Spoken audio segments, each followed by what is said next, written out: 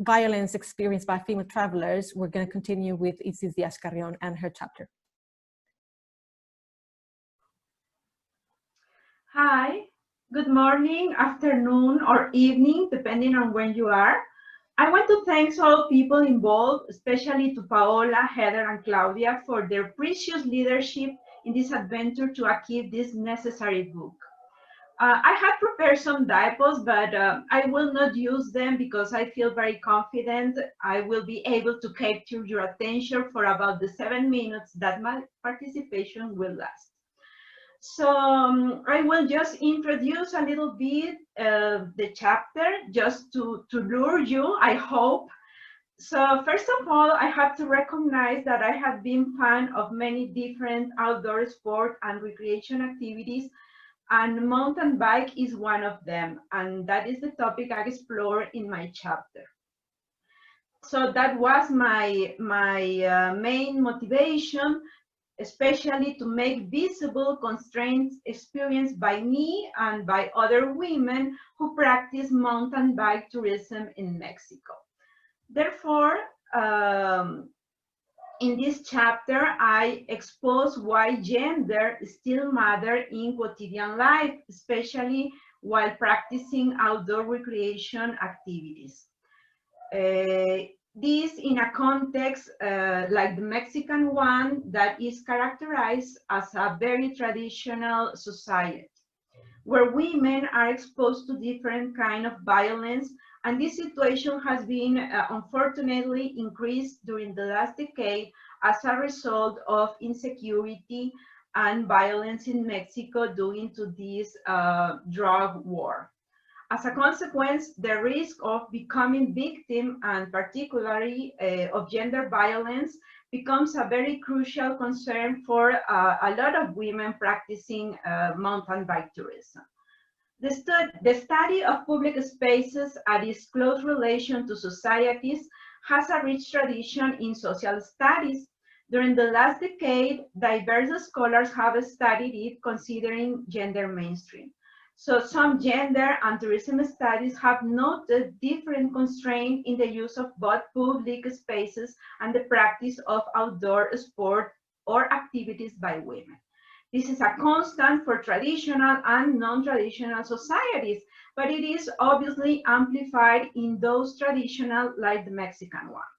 Mainly because some activities involve freedom, strain, or risk, and those are not socially validated in the traditional perception of how a Mexican woman must behave.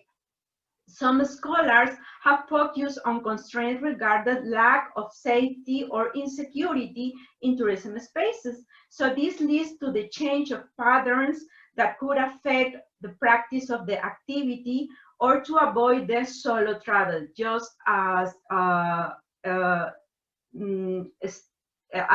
just as the participant before me has already explained.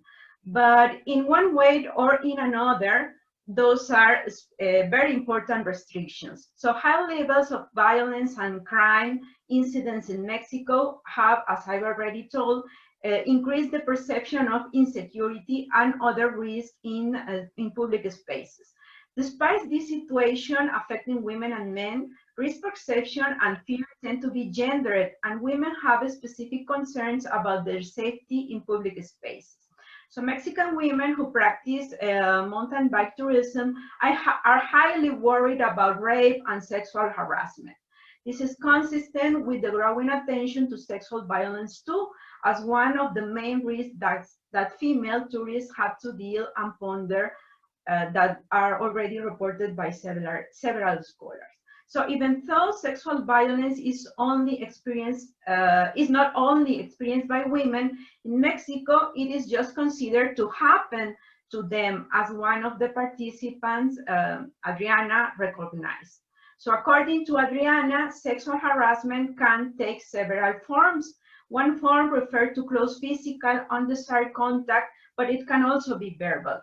So participants recall having experienced the risk of sexual violence in multiple occasions and in different stages of their practice. Burglary is also signaled as a relevant constraint.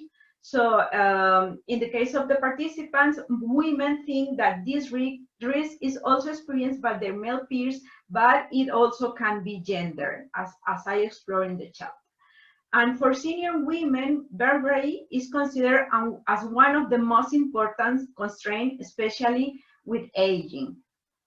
Women, to face this, women have two main strategies.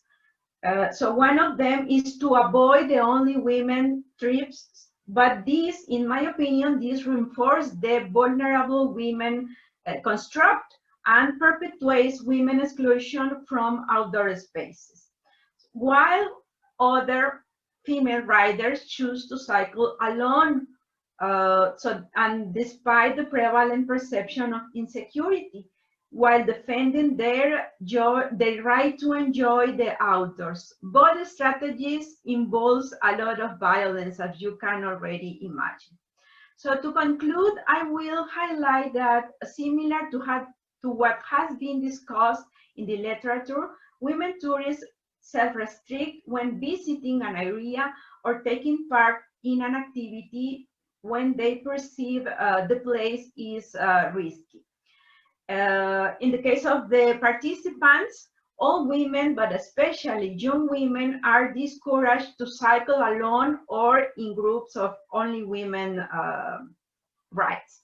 A combination of gender stereotype and insecurity is regarded as the main constraint in a society where a large majority still believes that women need the presence of a man to be safe in public space.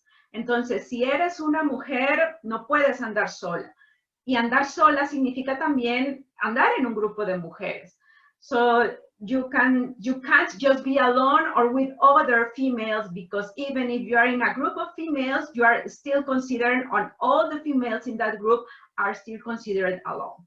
So to be safe, women who practice mountain bike tourism are pretty much left to their implementation of their own strategies, and the efforts remains personal rather than institutional. So it's also a violence that is not faced from the institutional part. And it requires the involvement of a wide range of stakeholders. First, to really ensure that safety of destination for women, and of course, society must very actively participate in challenging dominant gender norms, as well as companies and clubs, because a lot of women became engaged in these activities through clubs and these not very formal organizations. So that's all about my participation. If you have any question, we can discuss it later. Thank you very much.